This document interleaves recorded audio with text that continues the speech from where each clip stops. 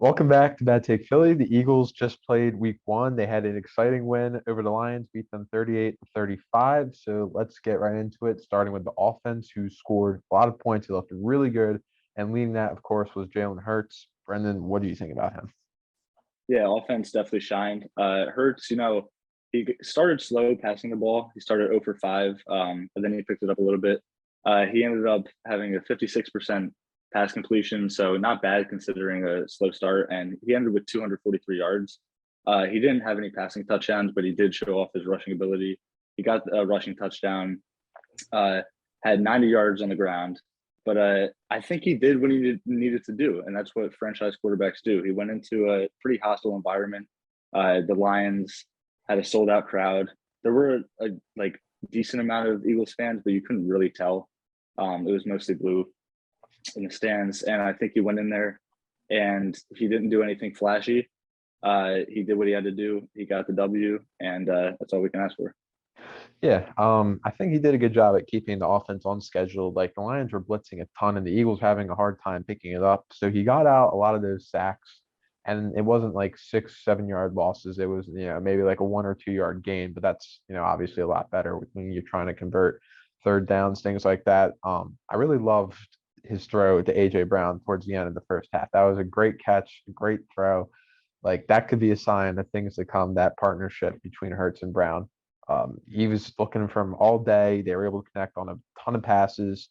And Brown looked like that alpha number one receiver that this team probably hasn't had since Terrell Owens back in 2004. Like, if you think about it, like Jackson, Jeremy Maclin were good for a couple years, but no one like AJ Brown has come here in a long time. So Yeah, that was really positive to see.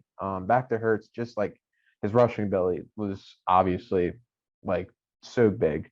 Just being able to get out of things, convert first downs, just like having that is such an extra weapon. And his arm too looked improved to me. I thought compared to last year, and like not leaving pockets when they're clean pockets, not bailing on plays. It all looked just really good, and he did what he needed to do to win the game.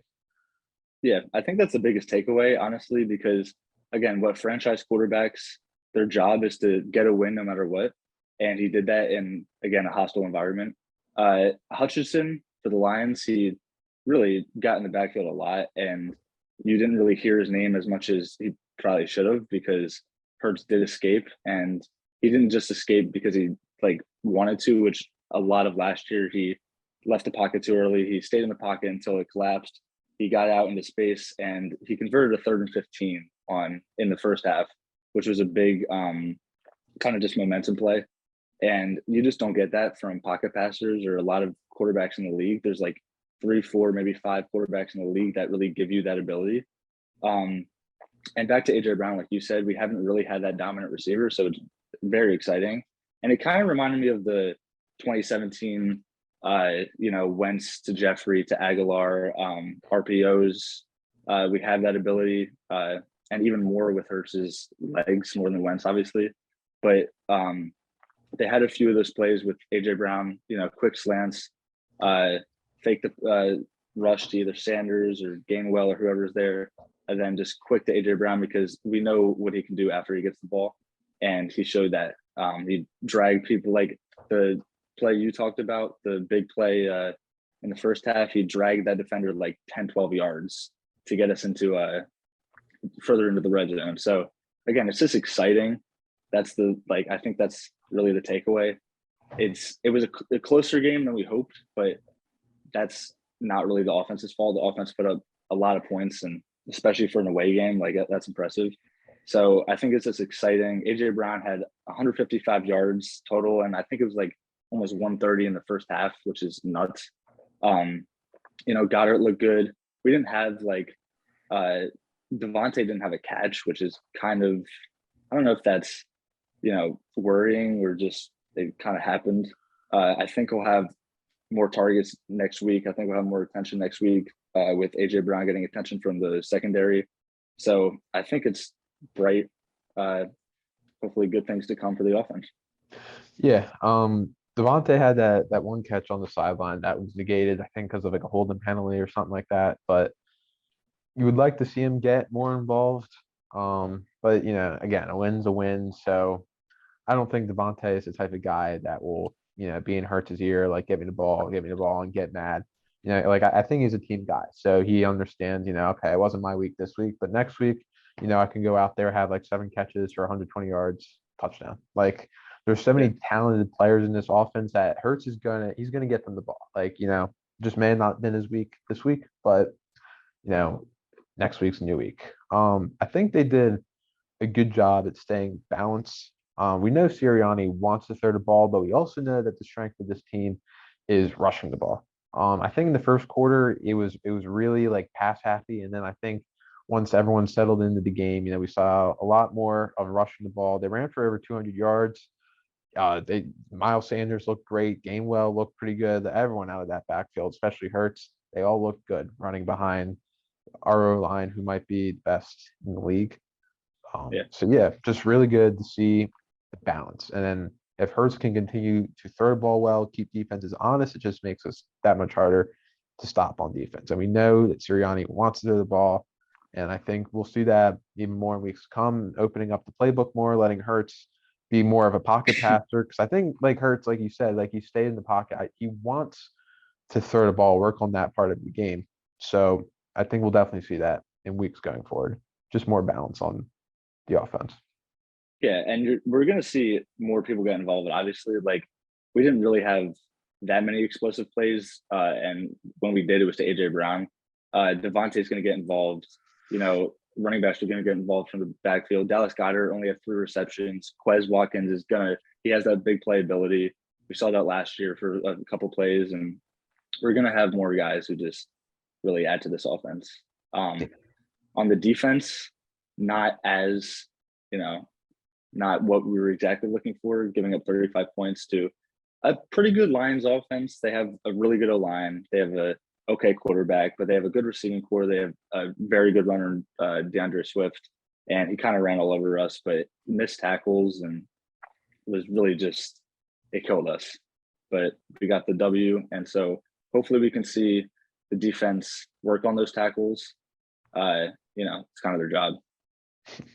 Yeah, that was kind of my biggest concern going into this game. I did think we were going to lose. I was, yeah, kind of nervous about Detroit's offense. They have a really good O line, and they like top 5 in the league. Like their O line is really good. Like not something to sleep on. DeAndre Swift, obviously that first drive, kind of like my fears are realized there. They ran all over us, and DeAndre Swift had a couple big runs. Jamal Williams touchdown vulturing from DeAndre Swift. We're running the ball really well.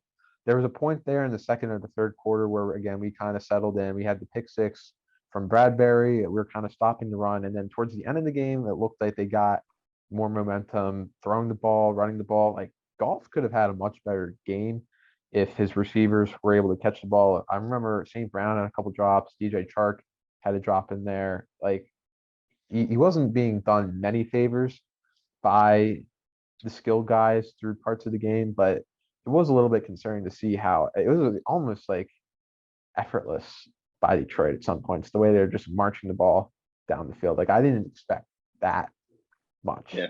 Like 35 points is a lot of points, especially for this Detroit offense that hasn't done much in the past. So you got to clean that up. Um, Next week playing Minnesota, like, might have the best receiver in the league, definitely top 3. They looked really good, beating Packers week 1. So we'll see. We have a lot to clean up. I do think we have the talent to do so. We didn't get much pressure on the quarterback. We started getting some again at the end. Fletcher Cox, Brandon Graham combined for a sack, but yeah, week 1, it's obviously your first time playing football in 7-8 months.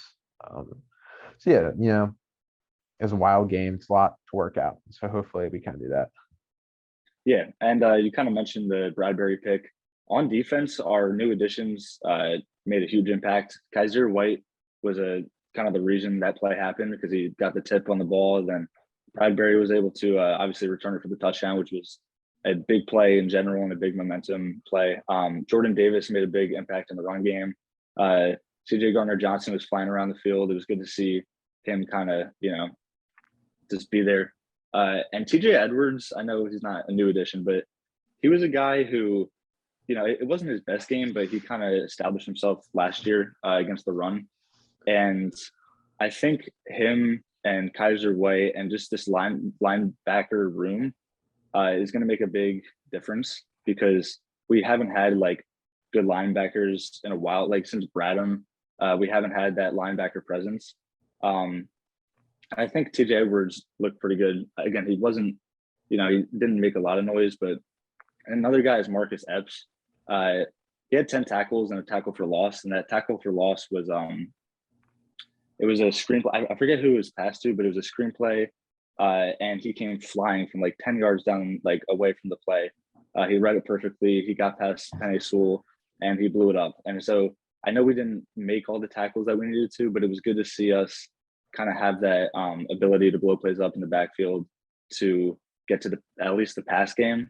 Definitely gonna touch it up against the run. And again, Kirk Cousins and the Vikings are coming to town, which is a very high-powered offense. So hopefully we can clean up a little bit.